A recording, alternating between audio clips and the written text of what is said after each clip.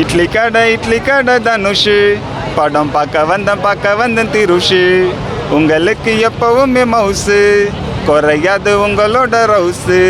தனுஷு திருஷு, நம்ம 2 பேரு காம்பினேஷன் புதுசு. ஜிவி காம்பினேஷன் பெஸ்ட்டு, அருண் விஜய் கெத்தோ கெத்து.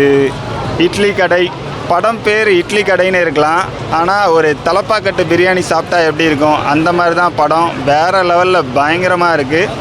ஒரு இட்லி கடையை வச்சு இந்த மாதிரி ஒரு படம் வந்து எல்லாருக்குமே சாட்டிஸ்ஃபைடாக பண்ண முடியுமா அப்படின்னு தெரியல. அது தனுஷால் மட்டும்தான் முடியும்னு நினைக்கிறேன். இப்போ நம்ம முன்னோர்கள் பண்ணதை வந்து நம்ம தொடர்ந்து பின்பற்றணும். அதை சொன்னதுலேருந்து எல்லாரையுமே நம்ம வந்து ஃபாரின் போகிறோன்ட்டு நிறையா உறவுகளை வந்து நம்ம தனியாக விட்டுட்டு போயிடுறோம். அதை பற்றி ரொம்ப ஆழமாக சொல்லியிருக்காரு. ஏன்னா நம்ம வந்து அவங்க இருக்கும்போது இங்கே இருக்க முடியல, அவங்க இறந்ததுக்கப்புறம் வரும் அப்படின்ற மாதிரிலாம் நிறைய சொல்லியிருக்காரு. அவங்கள பிரிஞ்சு இருக்கோம் காசுக்காக, அந்த விஷயத்த ரொம்ப சூப்பராக சொல்லியிருக்காரு.